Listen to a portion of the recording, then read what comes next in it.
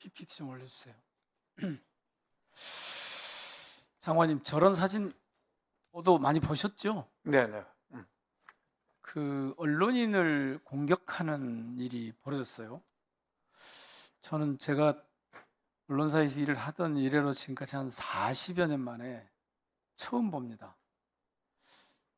그러니까 90년대 이후로 여러 현장에서 언론인들이 뭐 이런저런 이유로 폭행을 당하거나 피해를 입는 경우가 있는데, 저거 보시면서 이 언론 쪽 주무장관으로서 어떤 생각을 가지셨습니까? 뭐 안타깝고 갑갑하지요, 사실은. 뭐 이런 사태까지 온 것 자체가 잘못됐다고 생각을 하고요. 또 이 어떤 경우에도 우리가 늘 얘기하듯이 언론이 가지고 있는 그런 그 표현이나 뭐 이런 침해될 수 있는 이런 부분들에 대해서는 확실하게 우리가 잘 지켜줘야 한다. 이렇게 생각합니다. 그런데 이번에는 특별히 심했어요. 저는 이게 왜 그럴까 싶어서 봤더니 이게 비상계엄의 후과잖아요, 지금. 뭐 그렇죠? 후반이죠. 예. 내란이 지금 계속되고 있는 거죠, 그러니까. 뭐 빨리 하여간 안정이 되도록. 예. 아니, 지금 내란이 계속되고 있는 거 맞죠? 글쎄요, 전 내란이란 판단에 대해서는 제가 뭐라고 말씀드리기가 아니, 어렵습니다. 이미 내란죄로 다 기소가 되고 아니, 그러니까 판인데. 저도 고발이 돼 있는 상태니까요. 그거는. 내란 아닙니까, 그럼? 아니, 그러니까 저도 가서 판단을. 아니, 상황이 받아봐야 저렇게 됐는데, 네. 저거 좀 다시 보여주세요. 저렇게 됐는데, 이게, 그리고 특히 법원을 저렇게 공격하는 일은 저는 한 번도 본 적이 없거든요. 그래서 비상계엄 때보다 더 심각한 상황으로 지금 좀 가고 있는 것 같아요. 그런데 그 와중에 언론인 피해가 있었어요. 혹시 가짜뉴스 센터에 지금까지 12.3 이후에 비상계엄이나 이후에 저런 폭동과 관련해가지고 가짜뉴스다 신고 들어온 거 있습니까? 제가 알기로는 아직 없는 못 걸로 알고 챙겨보셨죠? 있습니다. 없죠? 네, 네. 근데 정말 이상해요. 왜? 그러니까 그 가짜뉴스 센터가 엉터리였다는 거예요, 실제로. 그런데 저런 상황이 벌어지면 장관님 무슨 일을 하셔야 될까요? 일단 언론인을- 언론은 보호해야 한다고 예, 예. 정리를 해야죠. 네. 그래서 12.3 계엄 이후에 지금 1월 19일에 이 서울 서부지법 그 네. 침탈 과정까지 해서 저는 언론인 피해 신고센터 같은 게 지금 필요할 것 같아요. 음, 어떠세요? 네, 한번. 그런 걸 하나 만들어서 예, 가짜뉴스 신고센터가 아니라 네, 네.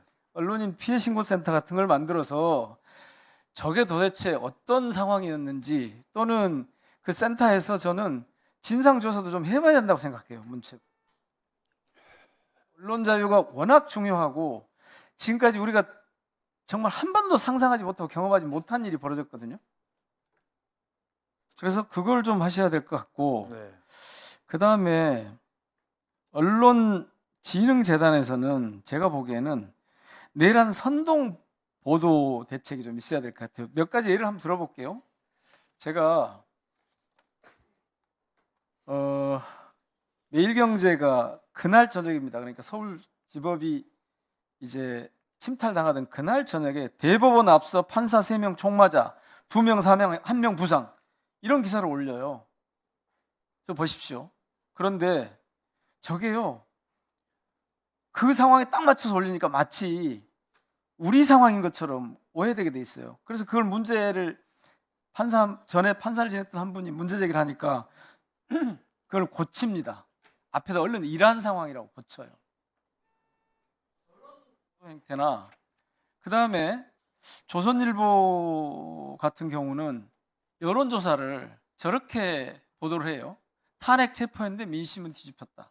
그런데 얼마나 저런 보도를 할 수 있죠. 문제는 저 조사 결과의 배경에 대한 얘기가 없어요. 이게 왜 이런 상황이 나왔는지에 대한 얘기가 없어요. 그러니까 이거는 언론이라고 하는 도구를 이용해서 일종의 이 여론을 왜곡하는 그런 일을 아주 심란하게 하고 있는 거거든요. 그래서 언론진흥재단 쪽에서는 내란 선동 보도 이 분석하고 대책 같은 걸 좀 고민을 좀 해야 될 것 같은데요. 혹시 재단 대표님, 이사장님 나와 계십니까? 오늘 안 나오셨습니까? 오늘 아마 출석 그것도 같이 아니었던 것 좀 같아요. 네. 문체부에서 장관님께서 좀 하셔야 될 것 같습니다. 언론 자유를 침해하자거나 보도에 간섭하자는 게 아니고 말씀을 하셨지만 저런 광고나 보도를 통해서 내란 상황을 선동하는 효과가 나는 이런 경우는 뭔가 뭐 장관님 말씀하신 대로 법이 필요할지 뭐가 필요할지 네, 모르겠습니다만은 여기에 대한 대책이 어떤 것이 있는지 검토 정도는 기본적으로 해야 되지 않겠습니까? 예, 저 말씀 주신 거로 제가 한번 가장 빠른 시일 안에 언론사 또는 언론에 관계된 각 협회, 기자협회나 뭐 간담회를 한번 네, 하셔가지고 하고요. 이 문제를 정식으로 테이블에 올려놓고 한번 의논을. 두 가지를 꼭 좀 챙겨보시고 네네. 하나만 더요. 저거 한번 봐보세요. 저 흐림 처리한 그 영상 좀 올려줘 보세요. 아니, 예. 자, 그 다음에 이 흐림 처리하지 않은 영상을 좀 보여주십시오. 저 폭도들을 전날 저 폭동의 이 가담자들에 대한 보도가 있는데 저 사람들은 전부 다 흐림 처리를 해서 보도가 특히 영상 쪽에서 이게 좀 심했는데요. 폭동 현장을 생생하게 전달하는 대신 이들이 보호 대상인 것처럼 흐림 처리를 해요. 그러다가 문제가 되니까 이걸 다시 이제 제대로 보도를 하는데 이게 극우 폭동 세력들의 초상권 보호 대상이 될 수 있습니까? 지금 법원을 침탈한 극우 폭동 세력들의 초상권 보호 대상일까요, 아닐까요? 글쎄요, 뭐 그거는 아니겠잖아요. 어떤 아마 언론사가 또 자체적으로 그런. 아닙니다. 이거는 한국영상기자협회가 발간한 영상보도 가이드라인이 있어요. 네. 그리고 법원의 시위보도에 관한 판례도 있습니다. 이런 범인들은 초상권 보호 대상이 안 되거든요. 그런데도 저런 상황이 계속됐습니다. 지금도 그러는 쪽이 있고요.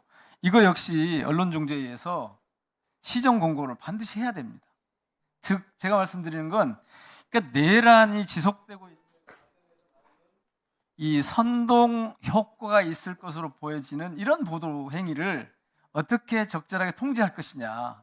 이게 내란이기 때문에 물론 누구도 인권을 침해받아서는 안 되지만 이런 문제까지 같이 좀 꼭 좀 살펴봐 주시기 바랍니다. 하나는 12.3 이후에 언론 피해 신고 센터 및 대책 마련하는 쪽, 또 하나는 내란 선동 보도에 대한 이 분석과 대책이 어떤 게 필요할지 요거를 뭐 토론을 하시든 기구를 만드시든 반드시 진상 조사부터 해가지고 대책까지 문체부가 할 수 있는 최선을 다해 주시기 바랍니다.